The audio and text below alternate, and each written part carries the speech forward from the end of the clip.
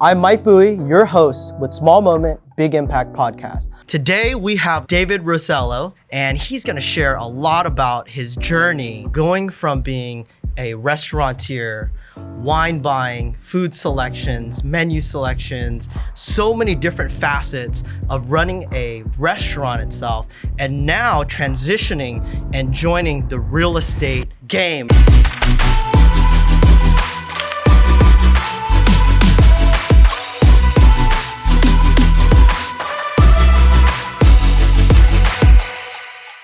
Welcome to episode 2 of Small Moment, Big Impact. Today we have a very special guest, David Rosello, joining us, and he's going to share a lot about his journey about going from being a restaurateur, wine buying, food selections, menu selections, so many different facets of running a restaurant itself, and now transitioning and joining the real estate game per se. That's like a whole new industry, like a world of a difference going from restaurants into residential real estate. So we got a lot to talk about today. I'm excited to have David Rosello on the show today on Small Moment, Big Impact. Thank you for stopping by. Oh, thank you for having me here, Mike. Awesome. Appreciate it.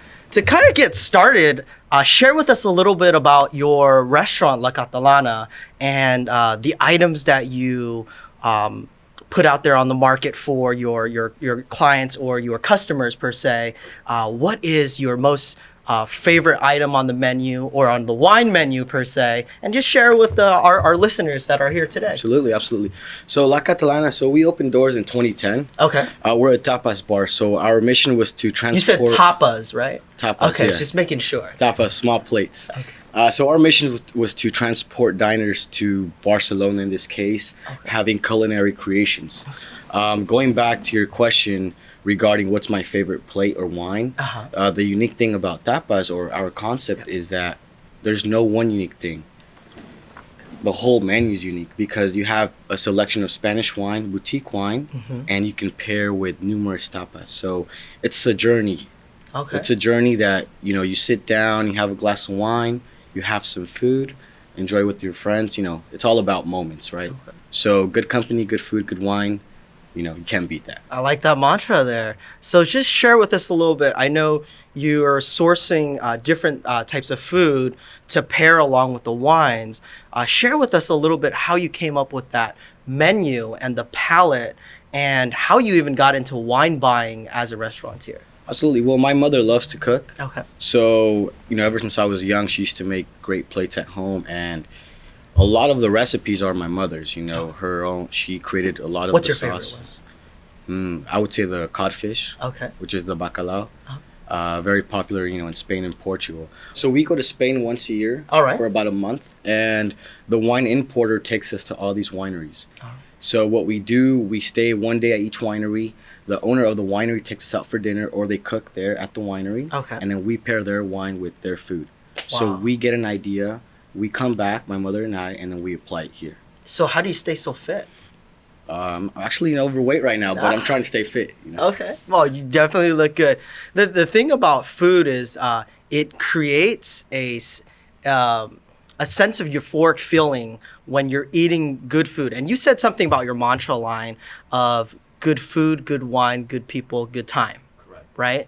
And I'm getting a sense that that's the aura of who you are, and that's why you're able to bring that on to the restaurant itself. And now transitioning over to residential real estate, you're also doing that now with your clients too as well. Correct. I mean, we're in the people business, so you have to like people, spend time with them, identify their needs, and just go from there, Nice. That's the way you service your clients. Yeah. So how do you see the transition? I know you've been in real estate for a little over a year now, correct? And how did you come about making that decision to wanting to get out of the restaurant business that you've been in for so long? Because I have an understanding of family business, right? When we were younger, my parents also had a business too as well. They had a restaurant, and then later on the line, they did business at the flea markets. So it was hard work. This was a grind. I remember 7, 8, 9, 10, all the way up to 11 years old. We're waking up at 5 a.m. on Saturdays and Sundays, going out there and shining things and reading manuals and fixing things in order just to sell it to the general public. Share with me kind of your journey of being in this business for so long and working with family at the same time. It's difficult. It's difficult, especially working with your mother. Okay. You know, we kind of bump heads a lot, but you know, we love each other. At the end of the day, we're mother and son, and we have to get along. Yeah. So it's crazy, you know. So when we opened doors in 2010, I was 16 years old. So I was working, you know, I was school 7 to 3. Yeah. And then I would work from 4 to 10. Wow. Every day. Every day. How about Saturdays and Sundays? Yep. As well. Correct. When did you find time to get in homework, extracurriculars? Because I know that you play soccer too, as well. Well, I just had to fit everything in. I mean, if I was playing high school, then soccer, I would, you know, practice from 3 to 5 and then go to work after that. If I was playing club, maybe 5 to 7, go to work. It was close. Practice was in Santa Clara. Okay. So I would go to work, go to practice, come back. Wow. So and then homework, I mean, I was never good at school. Oh. So my grades were average C, C, Bs. Okay. So they say C's get degrees. Yeah. At the end of the day. Correct. So, but the key thing is that you built in this innate drive, this hunger for success and doing business, and at the same time, really being able to give your clients or your customers a satisfying or rewarding or some type of experience that they want to come back to you, right? And kind of moving fast forward now into your residential real estate business itself, kind of share with us a little, because I know a lot of our listeners, our viewers, probably thinking, wow, to jump from one industry that you're already successful in to go into something that is completely unknown. Tell us about that transition. What made you want to get into real estate? Well, I've been wanting to get into real estate since I was about 19, 20 years old. Okay. And the reason why I didn't get into it earlier is because, you know, I was supporting my mother at the restaurant. So, you know, we were working, you know, 15, 16-hour days. So it was impossible for me to come into real estate at the moment. Yeah. So after the restaurant was more established, which was more last year, I decided to make the move. Wow. But I always had, so my passion, you know, since I was young was soccer, food, wine, and properties in this case. Since I was young, I used to play for a club in Almaden. You know, they were all pretty wealthy, and I was the only one that was not. Yeah. So after practice, I used to tell my father, you know, can you take me up there to see the homes? So it was like a museum for me, you know. He would drive up there, and I would like, wow, just look at homes for like 2 hours. Wow. And so I had that in my mind since at then. 19, you're asking your father to just take me. I love how you said that it was like a museum, because that's where you get your passion from. In our real estate business, if we aren't passionate or wanting to learn more about different types of architecture, design, builders, there's so many things that the landscape, the horizon for real estate is so vast that if you don't have a passion for it, you're only in it to make dollars. And clients and customers, do they walk around with a dollar sign or they walk around with a heartbeat, right? You take care of them and things get taken care of.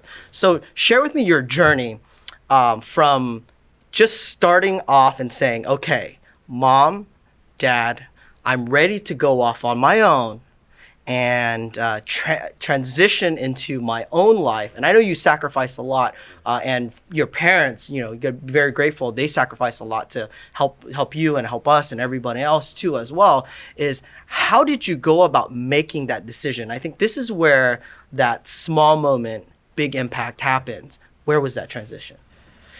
It was definitely hard because my mom was a little upset with me. Okay. She was like, you're leaving me, you're leaving the business. I can't believe you're doing this to me. So that really hurt me, you know. Yeah. I'm very family oriented, especially being Hispanic. Yeah.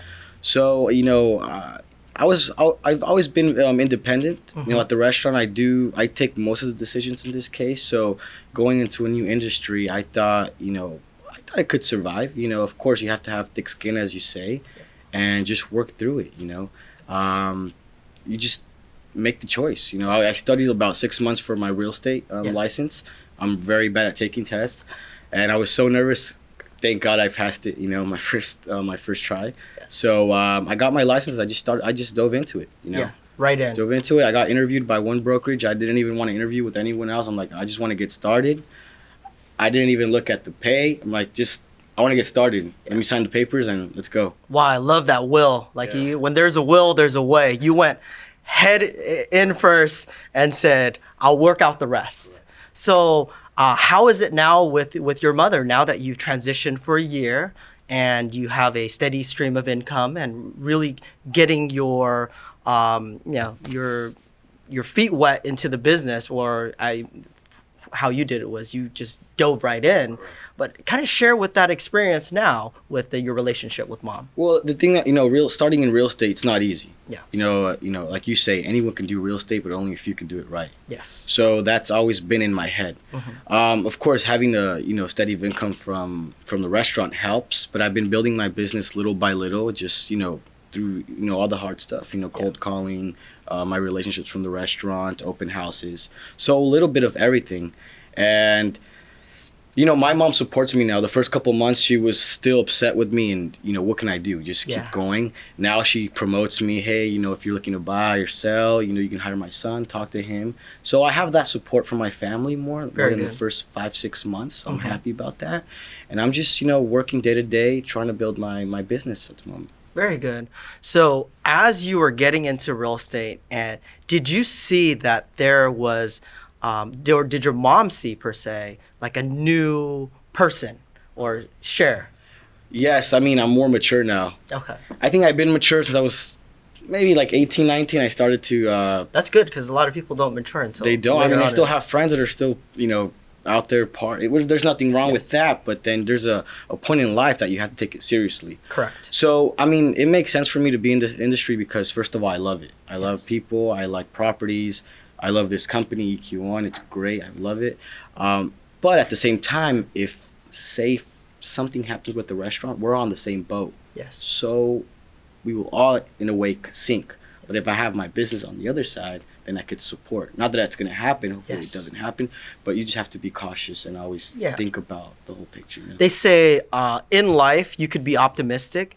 But once you get older and start to prioritize things and really think about the grandiose big picture, it's being cautiously optimistic. And in our business, with market cycles changing so radically at times and having a cyclical business at the same time too, it's really important as you're building your experience in the real estate business is to stay cautiously optimistic in your business, how you're doing your business planning, when to do certain things. And it's wonderful that now you have a flexible schedule.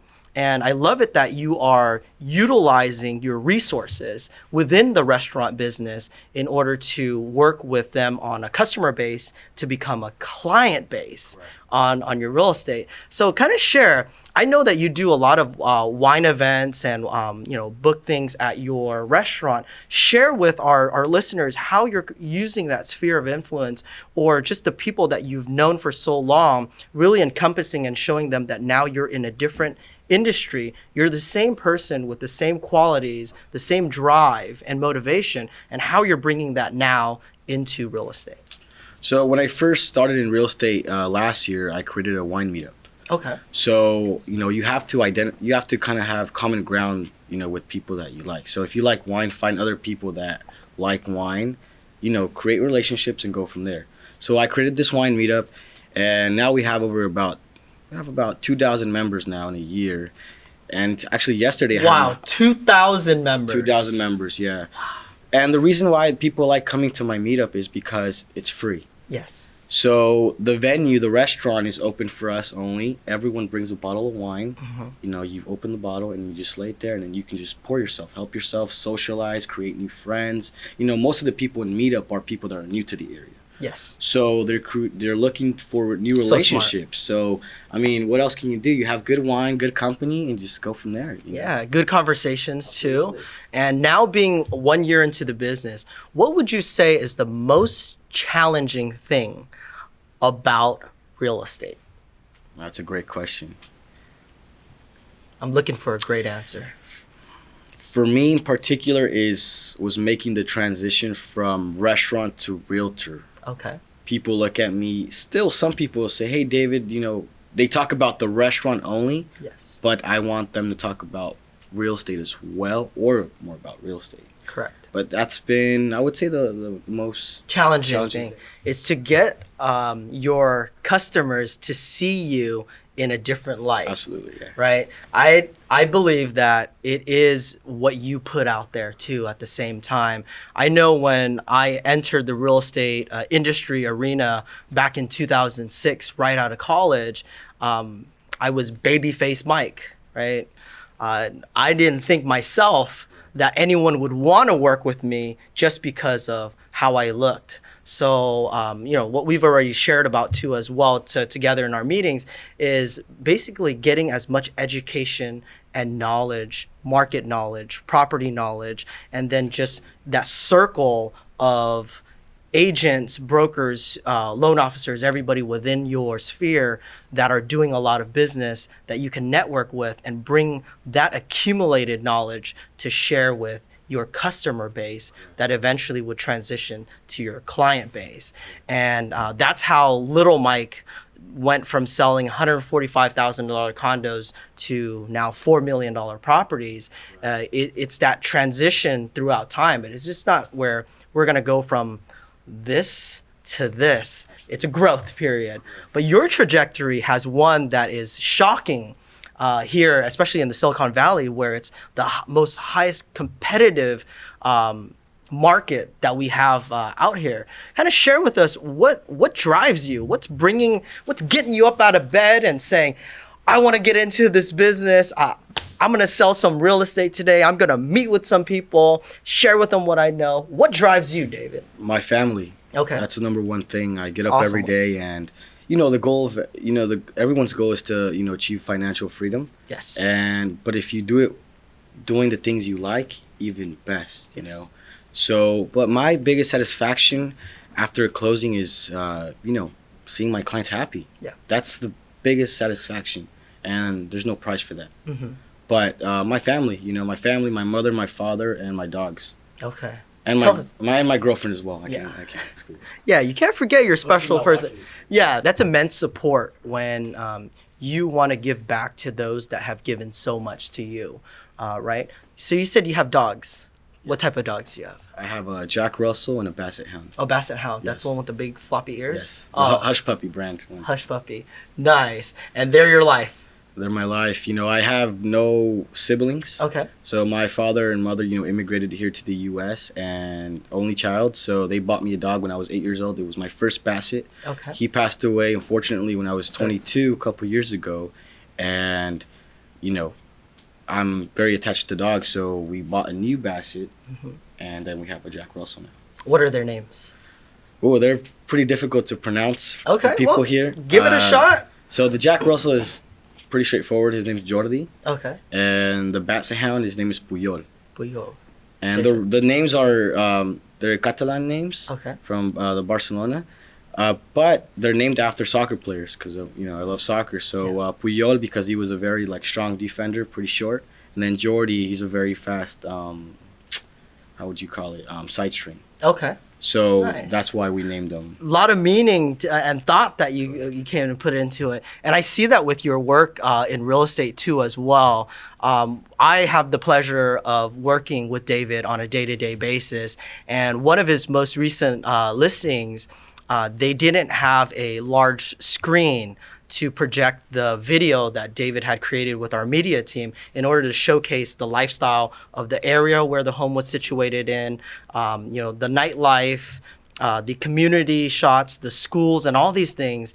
And David has a little sports car and decided to buy, what size was the TV? A 43-inch. 43-inch TV. Yes. Full on leg stand and everything. Yeah, I went to Fry's, got the stand, the TV, and, put the video in the USB and just plugged it in there.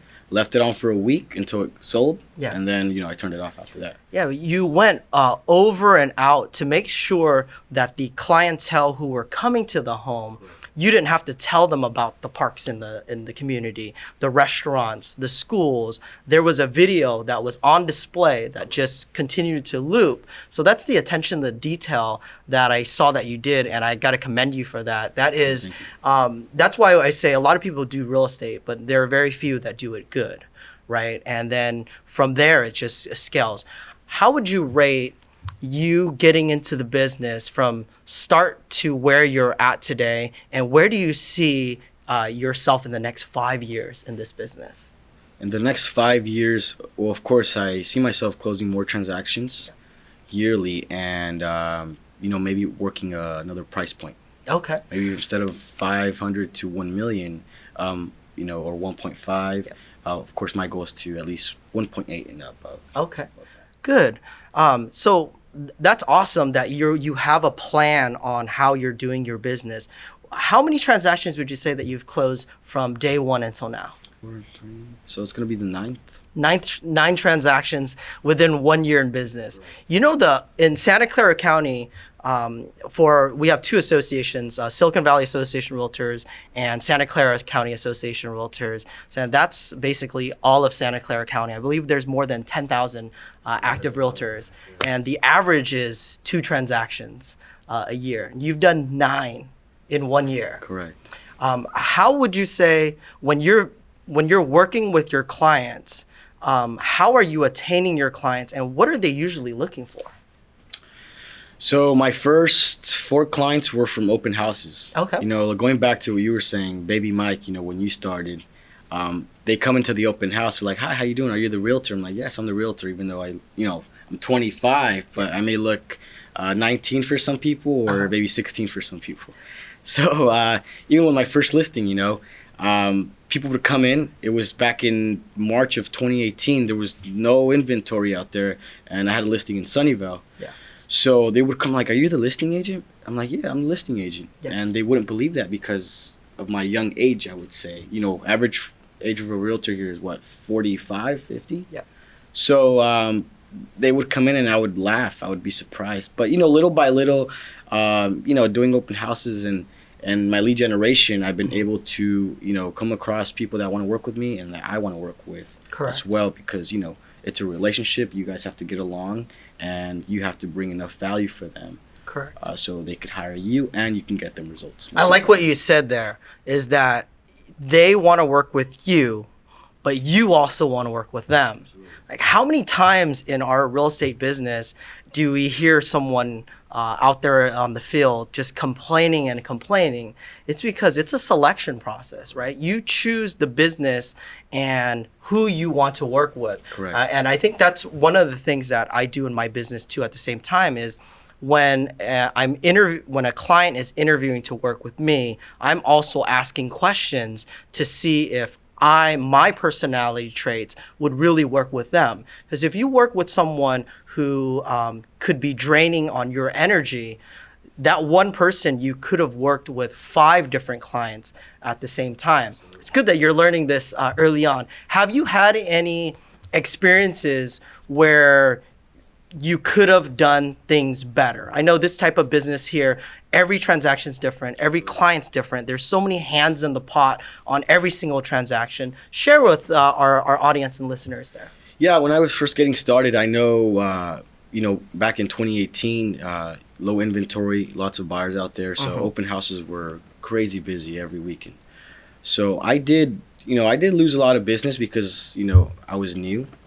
New to real estate. Sales in real estate is a little bit different than wine in this case, or, a restaurant. Yeah, because you had a menu out there. Yes. In front of you. And they would come in. Yeah. So I would have to go hunt for them. Yes. This case. So it was hard. I lost lots of business because I didn't ask the right questions. Okay. And, I learned the hard way, I would say. Yeah.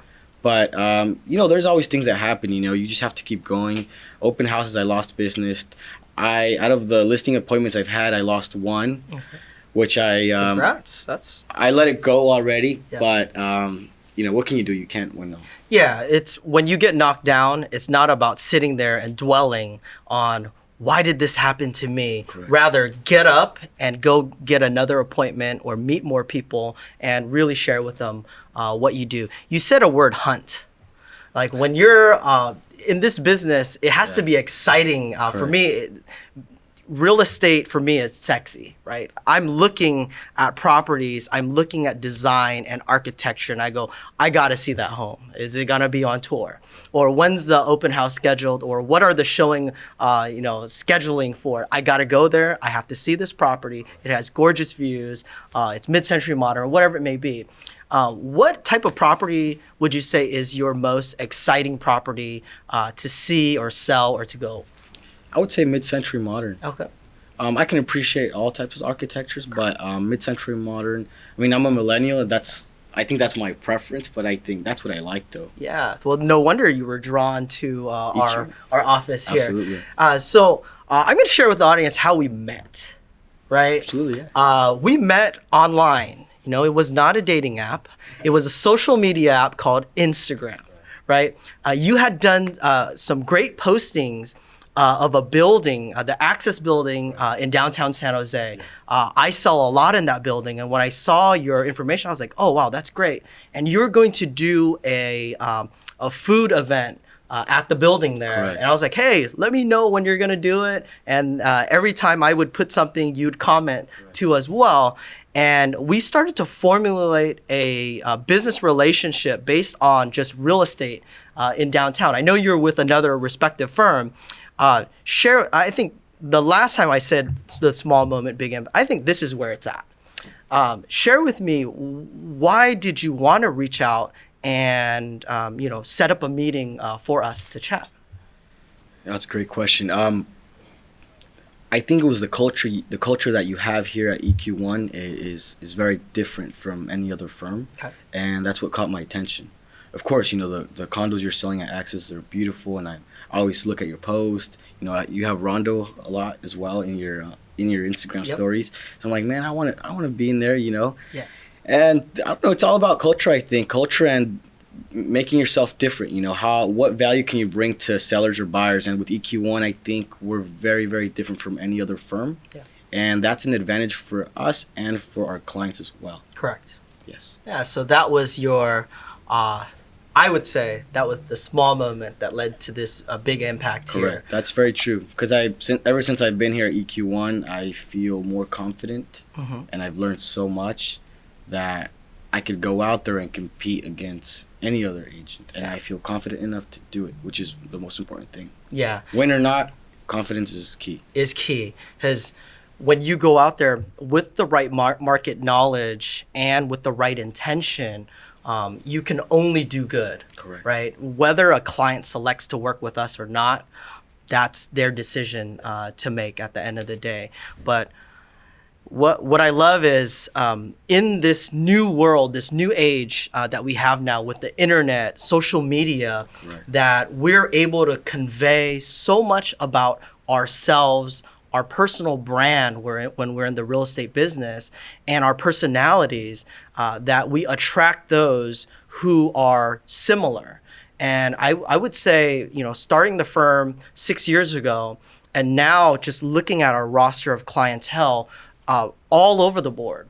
But the ones that I see that have been the most exciting to work with are others who are in marketing, advertising, public relations, because they see and they value what we do here as an organization. We don't just go and prop a property onto the market and hope that it sells, that somebody calls us.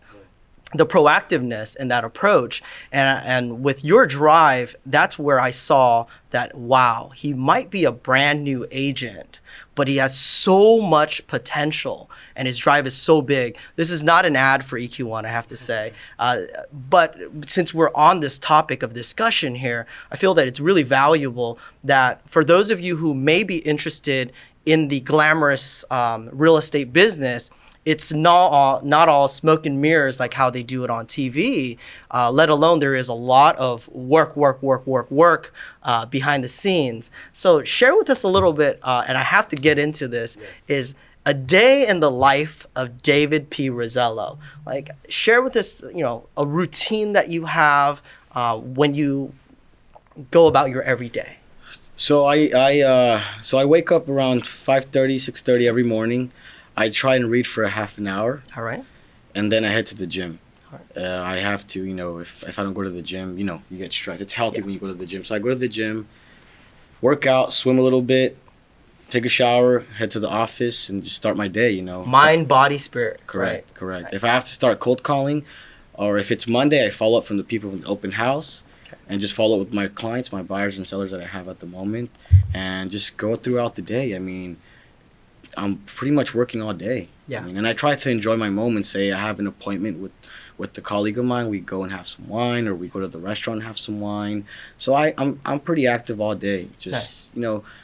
Doing my lead generation and just trying to bring enough value for my social media friends as well. My Instagram and Facebook. Yeah, what I admire about you is when I do see you in the office here, you're either in the conference room or on the phone making calls, and then you're in and out of the office there. And that's something that a lot of agents in the business, they don't quite grasp the business of being in real estate. It's more of the transactions that I'm in and that I'm immersed into this transaction at this time, and then the closing. And then one of my mentors always said, if you're not in escrow, you're unemployed. I never wanted to be unemployed, right? Just growing up with my upbringing, we had everything that we needed, but not everything that we wanted. And now that in this day and era of being in business and really having, my previous mentors always said that you have to have the 5 F's, right? Faith, family, friends, fitness, finances. And here at EQ1, we add in number 6 by Alvaro Nevarez is the fun. With having all those things there, you have a fully balanced life, right? And when we always talk, I always bring my values of God, wife, kids, and work. And to be able to do all that, it gives me extreme balance. Even for us to shoot a podcast on a weekly basis, it's not something that is easy to do, but we make it happen. And you are definitely making it happen in your business now. And with all of the scheduling, time blocking, and everything that you've been doing, I'm amazed. You still did 9 transactions in your first year, and the year is only in May right now. Yes. So there's so much more time throughout this year. We still have end of Q2, Q3, and the ramp up of Q4 for the following Q1. So anything that you'd like to share with our audience, your motivation or anything? No, I was just going back to wine, in this case. Yes. How you just said that, everyone thinks that real estate is glamorous, like these TV shows. Yeah. Glitz and glam. It's the same thing with wine, though. I mean, people think the wine business is all like a nice lifestyle, glamorous. No, it's the same. It's hard work, especially if you're importing wine. Okay. You have to dock door to door. Go to different restaurants, hotels, grocery stores, and it's the same thing. It's sales. You have to push. Wow. If you don't, then you won't get the results. So it's the same thing. People don't see the backstory of real estate or wine or restaurant. Every business has. Wine's an expensive hobby. It is expensive too. I would have to say. Yeah, and you have to watch yourself. Yeah. Limit yourself because you have more wine. Eat more, drink more. Yeah. And that's where you grow wider. No, that's when you're in bulking season. Correct. You're in bulking season during the ramp up stage, so then you can cut for the summertime, right? Wow. So being in the restaurant business, now being a realtor itself, if you had to do it all over again, would you still do the same thing? I would. Yeah. I would do the same thing because I learned a lot at the restaurant. Being so young, going out and talking to people. I mean, that's what made me come into real estate. I mean, or made it easier in this case. Yes. Because I have confidence in myself. You are not afraid to talk to anyone. No, just be yourself. I mean, what else can you do? Be yourself, be confident, and just go from there. I mean, you can't change anything at the moment. Yeah. And whether or not anyone decides to work with you, that's their decision. At least you tried, Yeah. If you don't try, then you're always going to think, wait, if I did this or should have done this. Should have doesn't exist. Yes. So just do it. There you go. Oh, I like that. That's Nike. Like Nike. Just do it. Just do it. And it's all about execution. Correct. So really appreciate you joining us on the show for Small Moment, Big Impact today. Thank you, David. And I'm good. Of course.